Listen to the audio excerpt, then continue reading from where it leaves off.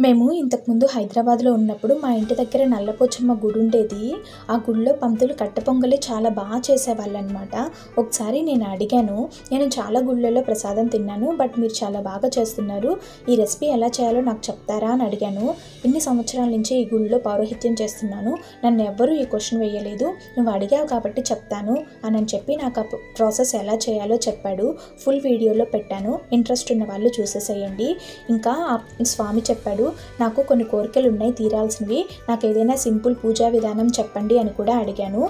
అది నవరాత్రుల టైము. అప్పుడు పంతులు ఏమన్నాడంటే, "మీరు చేసే ప్రసాదాలు, మీరు పెట్టే పూలు వీటన్నిటి మీద అమ్మవారు ఎప్పుడూ ఫోకస్ చేయదు. అమ్మవారు అవేమీ పట్టించుకోదు. మనం ఎంత నిష్టగా పూజ చేస్తున్నాం, మనం ఎంత బలంగా ఆ కోరిక కోరుకుంటున్నాం అనే దాని మీదే ఉంటుంది.